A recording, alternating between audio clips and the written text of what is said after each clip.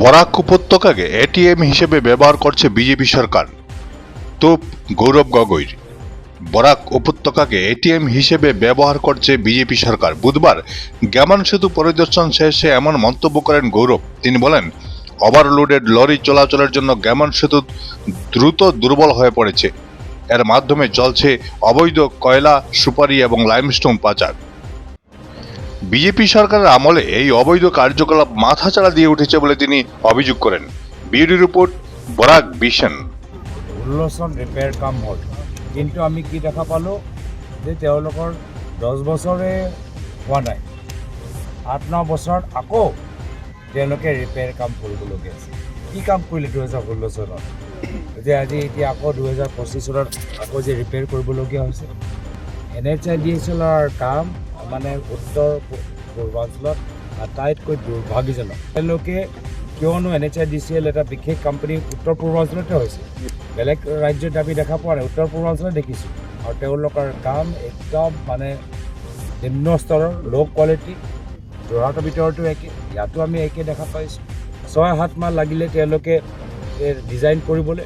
আৰু তেওঁলোকে এতিয়া নিজে কৈছে যে ইয়াত লোড, এইখন ব্ৰিজৰ ওপৰত লোড বাঢ়ি যোৱাৰ কাৰণে 2016 চনত য'ত তেওঁলোকে ৰিপেয়াৰ কাম কৰিলে আকৌ তাত কৰিবলগীয়া হৈছে। কিনো লোড বাঢ়িলে? 2016 চনৰ পিছত কাৰ চৰকাৰ আহিলে অসমত? বিজেপি চৰকাৰ। কি লোড বাঢ়িলে ইয়াত? ভাবি চাওক, যদি তেওঁলোকৰ কথা মতে বাস্তৱভাৱে লোড বাঢ়িছে, কিমান লোড বাঢ়িছে। আৰু লোডটো কাৰ? মানুহটো নহয়, গাড়ী নহয়, এয়া হ'ল ডাম্পাৰ ট্ৰাকৰ, কয়লা ট্ৰাকৰ, লাইমষ্টন মাফিয়া। ইয়াৰ কাৰণে আজি এই গোটেই ইয়াৰ এটা নেশ্যনেল হাইৱে কাম এতিয়া মেৰামতি কৰিবলৈ হৈছে। মানে ইয়াত ইমান কয়লা আৰু লাইমষ্টনৰ ইয়াত অহা যোৱা ট্ৰাকৰ কাম হৈছে। নিশ্চয় এই ট্ৰাকবোৰ অভাৰলোডিং।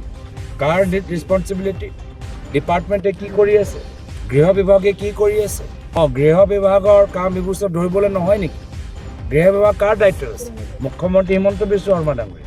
তো গোটেই বৰাক আজি উপত্যকাটো তেওঁলোকে বৰাক ভেলী তেওঁলোকে এটা ATM দৰে ব্যৱহাৰ কৰিছে। ইয়াৰ পৰা পইচা ল'ব লাগে, কয়লাৰ পৰা পইচা ল'ব লাগে, লাইমষ্টনৰ পৰা পইচা ল'ব লাগে, চুপাৰীৰ পৰা পইচা ল'ব লাগে।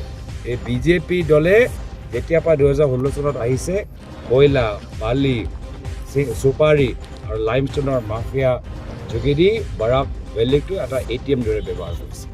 কাছাৰত বিৰোধী দলৰ ভূমিকাটো নাইকিয়া হৈ গৈছে, কিছু সময়ত প্ৰতিবাদ কৰিবলৈ দেখা নাযায়।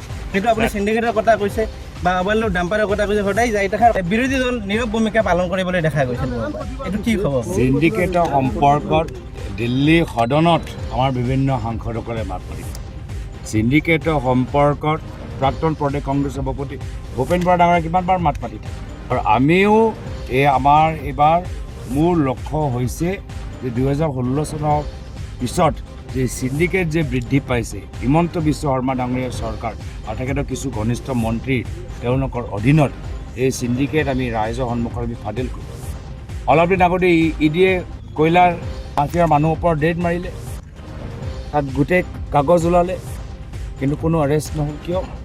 ইডি মাত্ৰ খালি কংগ্ৰেছক এৰেষ্ট কৰিবলৈ আৰু বাকী মাফিয়াৰ পৰা পইচা তুলিবলৈ। এয়া হ'ল ইডি।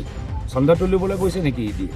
যে ৰেড যে মাৰিলে কয়লা মাফিয়াৰ ওপৰত অলপ দিন আগতে প্ৰেছ ৰিলিজ কৰিলে, তাৰপিছত ইডি এজনো মানুহক এৰেষ্ট কিয় কৰা নাই? মাত্ৰ 1.5 কোটি তেওঁলোকে ৰেডত পালে, সেইটোৱে তেওঁলোকৰ কাম, তাতে কাম তেওঁলোকৰ শেষ। যিসকলৰ দায়িত্ব আছিল যে প্ৰধানমন্ত্ৰী মোদী ডাঙৰীয়া না খাওঁগা না খানে দুংগা, আজিতো তেওঁলোকে খায়ে আছে। মোৰতো সন্দেহ যে প্ৰধানমন্ত্ৰী মোদী নিজে জানে নে নাজানে যে ইয়াত বৰ্তমান হিমন্ত বিশ্ব শৰ্মা ডাঙৰীয়া কয়লা, চুপাৰী, লাইমষ্টন যোগেদি কেনেদৰে বৰাক ভেলী, কাৰ্বি আংলং, অসম নষ্ট কৰি আছে।